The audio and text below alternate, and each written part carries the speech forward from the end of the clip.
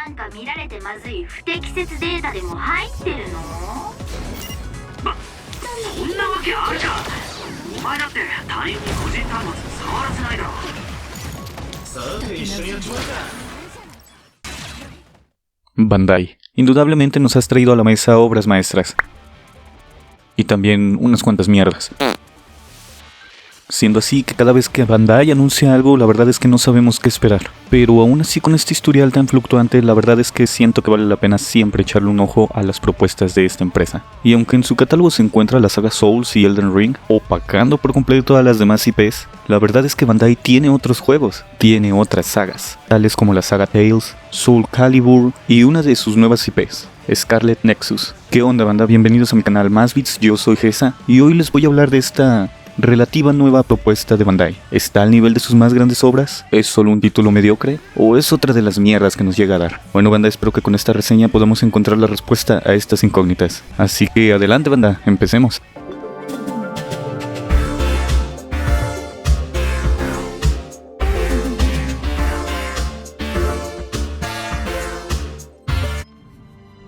Desarrollado por Bandai Namco y publicado por ellos mismos para la PlayStation 4, PlayStation 5, Xbox One, Xbox Series X y S y PC. La historia es una locura. Banda, a medida que estaba jugando el título, no podía dejar de pensar cómo demonios iba a explicar esto. Y es que están sucediendo millones de eventos en la historia. Viajes en el tiempo, complots gubernamentales, traiciones, experimentación humana, colonos de otros planetas, manipulación de las masas, lavados de cerebro. Y estoy seguro que me dejé otras 20 cosas fuera. La historia te va soltando un montón de información. Pero bueno, hice un intento para poder explicarla y espero hacerlo bien. La historia toma lugar en un futuro y realidad donde la humanidad se desarrolla tecnológicamente basándose en las sustancias encontradas en los cerebros humanos. A su vez, dichas sustancias otorgan habilidades o superpoderes, poderes psíquicos muy distintivos, tales como puede ser la clonación, la hipervelocidad, la teletransportación, etcétera, etcétera. Es así como se forma un grupo el cual se encarga de reclutar miembros con dichas habilidades, esto con el fin de proteger a la humanidad de los otros, monstruos que descienden del cinturón de extinción. Ah, ya entendieron el título del video, ¿eh? Esta es una capa formada en la atmósfera del planeta alrededor de todo el mundo. Es ahí donde se forman los otros. Y aquí hay otro factor que hace un poquito más complicada la historia, pues la historia se nos presenta en dos perspectivas distintas, pues podemos jugar con dos personajes distintos. Estos son nuevos reclutas,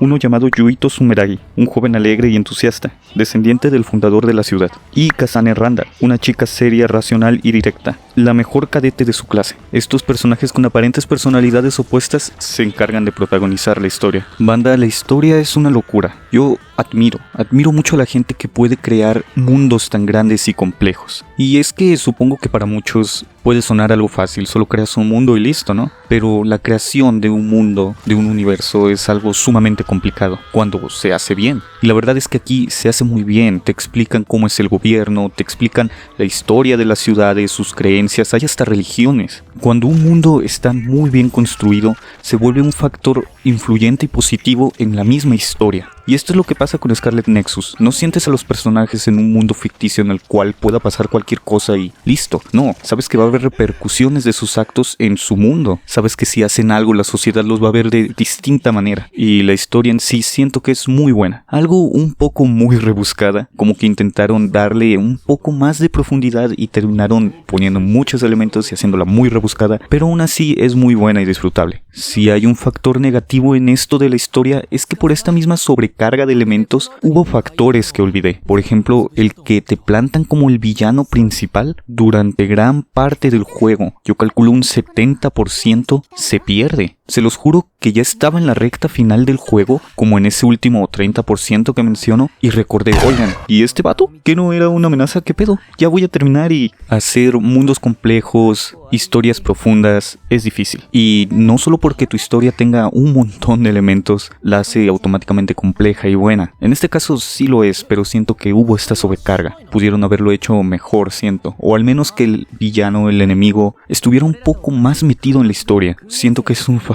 muy negativo que se te olvide que ese men existe. A su vez, hay muchas cosas que entiendes un poco a medias. El juego, al estar dividido en dos personajes, en dos perspectivas, le da rejugabilidad. Porque hay cosas que, por ejemplo, pasas con Kazane, pero ella ignora otras cosas que está haciendo Yuito. Y cuando terminas tu primera partida, por ejemplo, con Kazane, hay muchas cosas que se te quedan a medias. Sí terminas tu primera partida entendiendo todo, pero de una manera muy superficial. Necesitas una segunda partida para entender las cosas a profundidad. En pocas palabras, cuando juegas con un personaje hay ciertos elementos que solo se mencionan, y ya cuando juegas tu partida con otro personaje, esos elementos ya no solo se mencionan, sino que se explican. Las partidas son complementarias.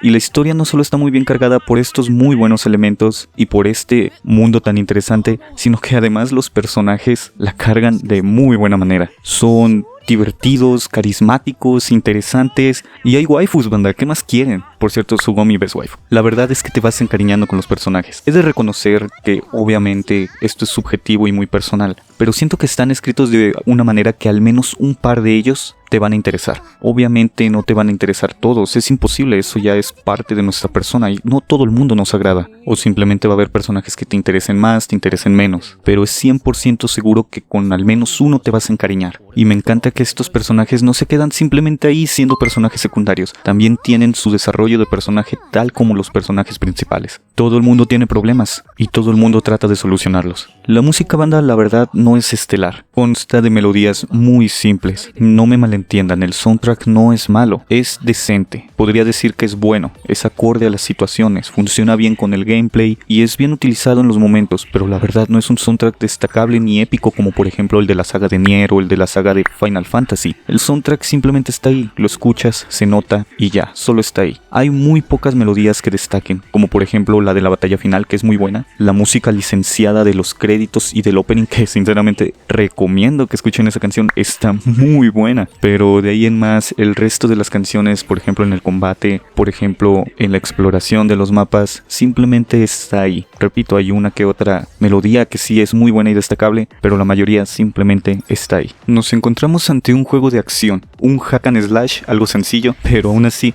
muy divertido y dinámico. La verdad es que estoy muy sorprendido por el gameplay, es muy bueno. No creí que Bandai pudiera hacer juegos del género tan decentes. Reconozco que no es el juego más complejo del mundo, de hecho los combos que haces son muy sencillos, pero está diseñado de una manera que hace el gameplay muy satisfactorio. El estar por ahí por los escenarios matando a otros es muy satisfactorio. Pero bueno, banda, trataré de explicar todos los elementos que contiene este gameplay. Como dije, banda, nos encontramos ante un hack and slash. Los ataques son ejecutados con 2 botones. Con estos desarrollamos combos, repito, muy sencillos. De hecho, creo que a lo mucho hay 2 combos. También tenemos un botón de esquiva. Cuando hacemos una esquiva en timing perfecto, se detiene un poco el tiempo y podemos ejecutar un contraataque, o si nos lanzan un proyectil podemos devolvérselo al enemigo. También hay un tercer botón con el cual podemos lanzar cosas gracias al poder de nuestros protagonistas. A medio de un combo podemos presionarlo y nuestro protagonista con su mente podrá mover uno de los elementos en pantalla, ya sea un auto, una piedra, lo que sea que haya en pantalla lo puede elevar con la mente y arrojárselo al enemigo. Este pequeño factor me encanta porque hace el gameplay demasiado fluido, ya que no necesitas detener tu combo para ejecutar este ataque. Tú puedes estar dando guamazos y al mismo tiempo seleccionar el botón, y tu personaje mientras está ejecutando el combo va a alzar el elemento y se lo va a lanzar al enemigo. Claro está que este recurso no es infinito. Hay una barra en el HUD que mide cuántas veces puedes lanzar objetos. También hay otro factor llamado SAS.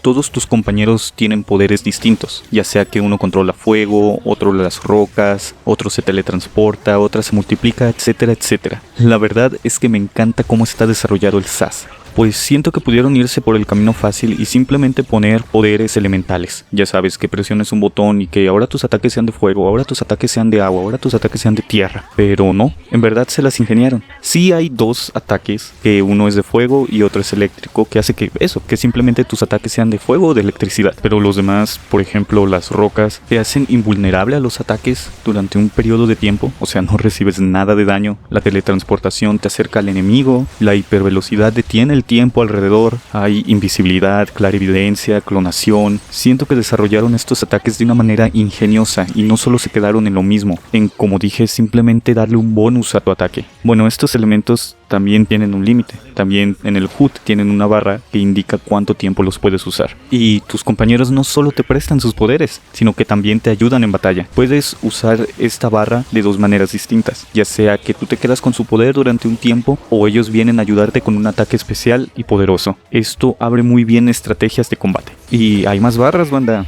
Hay otra barra que es el impulso. Esta se llena a medida que vas matando enemigos. Y me encanta la manera en la que está desarrollada el impulso. Pues cuando se llena esta barra, automáticamente tú entras en modo impulso. No es como la mayoría de juegos, por ejemplo en God of War, en Metal Gear Rising, etcétera, etcétera, en la que tú llenabas la barra y muchas veces, bueno, personalmente me pasaba que no la utilizaba. Porque decía, la voy a utilizar en un momento específico, cuando tenga poca vida, cuando esté en problemas, etcétera, etcétera. Pero al final no recurrías en ella porque supongo que se te olvidaba o decías, no, en un momento más importante, y ese momento no llegaba porque ya no te hacías dependiente de esa barra. Creo que con esto en mente los desarrolladores dijeron, Nel, yo quiero que usen este poder, y cada que se llena la barra automáticamente se despliega este poder. La barra de impulso aumenta tu daño, aumenta tu defensa, te hace más rápido y los objetos que lanzas aturden más al enemigo, sin contar que añade un multiplicador de experiencia. Está tan bien pensado que, por ejemplo, digamos que tienes la mala suerte de que en medio de una batalla, el último enemigo que derrotas es el que detona tu barra de impulso. Bueno, vas a decir, oye, ahora está desperdiciada, ¿no? Se me va a acabar. Pues no,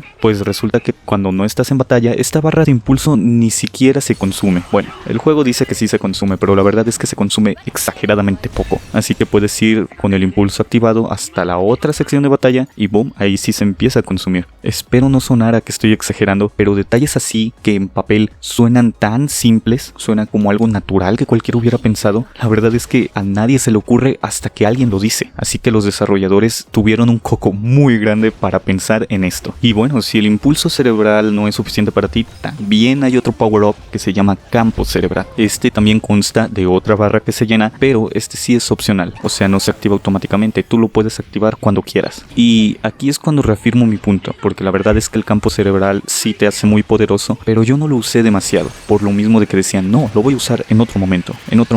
Y ese elemento divertido, ese elemento que te hace poderoso, simplemente lo vas aplazando y aplazando. Así que recomiendo que cada que tengan el campo cerebral y que quede una cantidad decente de enemigos, lo usen. En este estado tú te vuelves hiperpoderoso. Todos los elementos en pantalla están flotando en el cielo y tú los puedes usar para ejecutar ataques básicos. Prácticamente haces una espada gigante de restos de edificios. Puedes aplastar al enemigo con todos estos elementos a la vez, además de que la verdad se ve simplemente épico cuando lo activas. Y por último, banda, los enemigos tienen dos barras, una barra de vida y una barra que indica qué tan aturdidos están los enemigos. Si terminas con la barra de vida, el enemigo simplemente va a morir, pero si terminas con la otra barra, vas a poder ejecutar un ataque especial que se llama aplastamiento cerebral. En pocas palabras, vas a destruir el cerebro del otro. La manera óptima de acabar con esta barra es lanzando objetos o activando los ataques especiales que mencioné de tus compañeros. La verdad, creo que esto es lo mejor del gameplay. El aplastamiento es sumamente satisfactorio. El sonido, la animación, todo trabaja de una manera armoniosa que lo hace simplemente adictivo. Claro está que hay recompensas por esto. Cuando derrotes a los enemigos con aplastamiento cerebral, estos soltarán objetos especiales, o bueno, objetos más raros.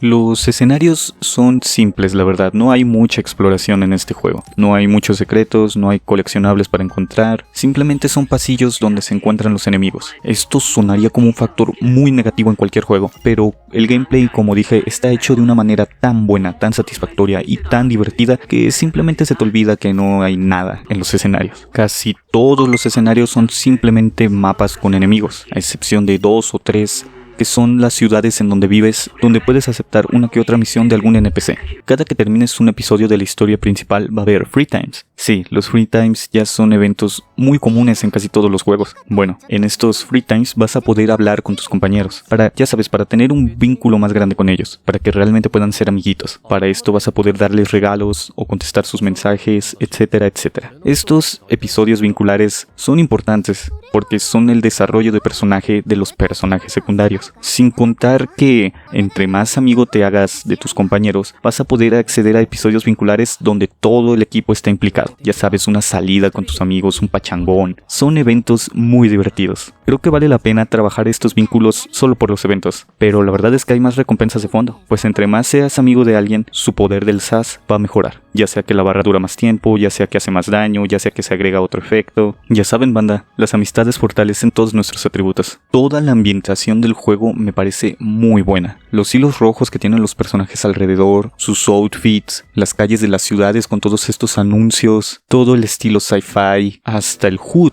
se me hace muy bueno. El juego realmente tiene su propio estilo, tiene su personalidad. Es un elemento que la verdad trabajaron muy bien. Hubo un pequeño detalle que me hubiera encantado a mí sobre el HUD. Cuando vi por primera vez el HUD pensé que era un BGM.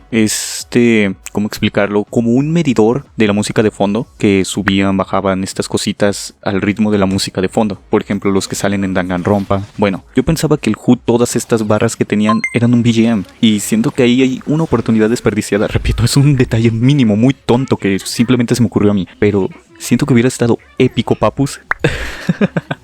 Sí.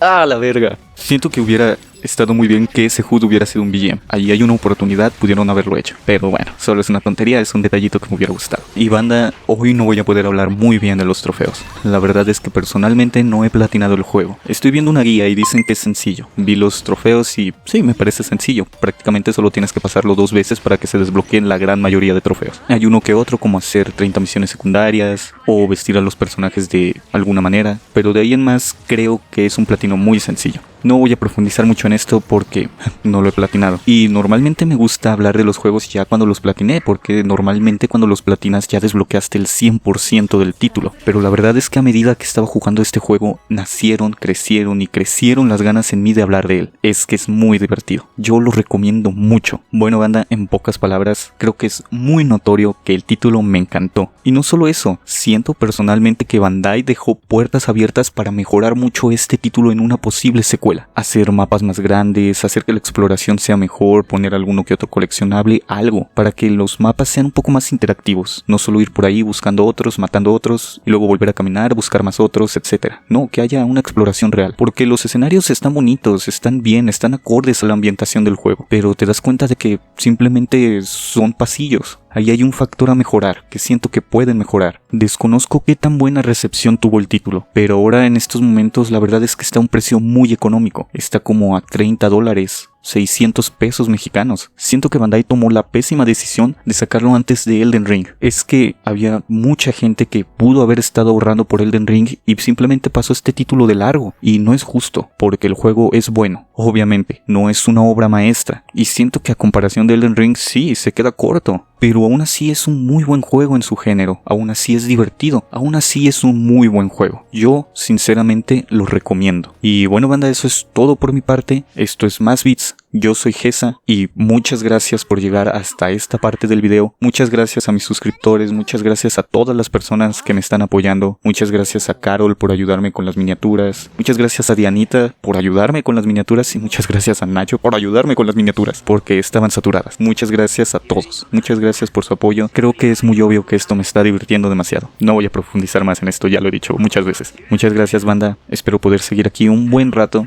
Hasta la próxima. 重大怪異って過去に海抜軍を殺してる怪異よね。隊長、他の班がたどり着くにはもう数分かかる。新兵が厳しい相手だが持ちこたえろ。